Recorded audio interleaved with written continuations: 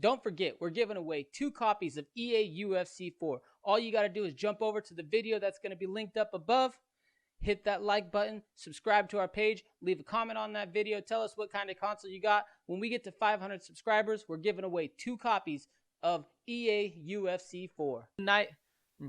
All right, so we move on to the next fight of the night. This is the fight that I'm most excited about. This fight's changed a few times. Originally, this was supposed to be Alex Caceres versus Giga Chikadze. Giga Chikadze ended up pulling out last minute. They tried to throw in Kevin Kroom in there. That fight was scheduled for about 4 or 5 hours, and then it fizzled out real fast. And then ultimately, they brought in my boy, Austin Springer. Austin Springer is one of my buddies. He's been in the MMA scene for a long time. We were on the same team together. He actually used to be sparring partners with Rick Story and Mike Pierce over at Brave Legion, which he now owns that gym, and the name has changed. It's now Vancouver Elite Martial Arts. That's Austin Springer's gym that he owns. This past local youth wrestling season, we coached on the same team. Our kids were on the same team together. We've trained together. He's actually been in my corner for one of my professional fights. I'm really excited for him to get this debut. We've been calling for him. One of our first videos we put out on this channel was for Austin Springer, saying Austin Springer deserves to be in the UFC. So let's dive deeper into this fight now. So Alex Caceres, he's an American. He's 16-12 as a mixed martial artist. He has 1 no contest. That was originally a decision win. He tested positive for marijuana, and that was overturned to a no contest. He's 32 years old, 5 feet 10 inches tall, with a 73.5-inch reach. He made his way into the UFC through the Ultimate Fighter House, where he ultimately went 2-1 before losing to Michael Johnson by decision. Since competing in the Ultimate Fighter, he's gone 11-10 and 1 in the UFC, that one being the no contest I just talked about. And he's currently on a 2-fight win streak, beating Chase Hooper and Steven Peterson, both by decision.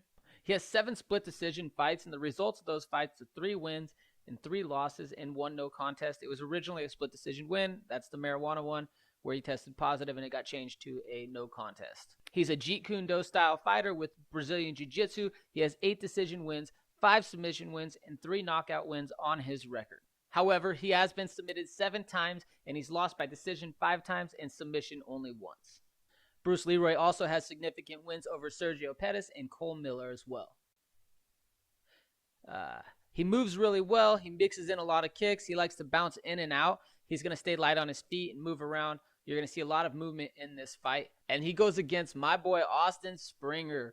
Austin Springer is 12-3 in MMA. He's 33 years old, 5 feet 8 inches tall, with a 71.5-inch reach. He is making his debut on short notice, getting the call yesterday, Wednesday, to come out and fight for this Saturday. But he's no stranger to that. When he fought Giga Chikadze on Dana White's Contender Series, he was also a short notice fighter there, and he was able to submit Giga in the 3rd round. Somehow, Giga ended up getting a contract to the UFC first, and he's done well inside of the UFC. So I'm expecting big things from Austin in the UFC as well. Austin's currently on a 3-fight win streak and has a win in Bellator as well. He is the former Main Events MMA 135-pound, 145-pound, and 155-pound champion, as well as the former Prime FC 145-pound champion. Of his 3 losses, 2 of them come to UFC veterans. One of them was by 2nd-round knockout to Julian Erosa, and the other one was by 1st-round submission to Steven Seiler. His other loss was a split decision loss. Austin Springer is known for having a good gas tank. He came into the Contender Series facing Giga on short notice. A lot of people were questioning whether or not he'd have the gas tank in that fight. He was able to push through and then really pick it up in the 3rd round. I expect to see the same thing here. Austin's really got to be careful of the submission game from Alex Caceres. Ultimately, what I expect Austin to do is to bounce around light on his feet, pick his shots, stepping in and out, throwing hard punches, and working Caceres back towards the cage and using that to take Caceres down on the ground. He does have to be careful of the submissions from Caceres once it gets to the ground, but he's a Fabiano Scherner-trained jiu-jitsu guy as well, and he's partners with guys like Ricky Simone. Austin Springer was actually Ricky Simone's coach when Ricky Simone was an amateur making his way up in the amateur ranks, and now they are training partners at American Top Team Portland under Fabiano Scherner. My prediction for this fight is Austin Springer by decision.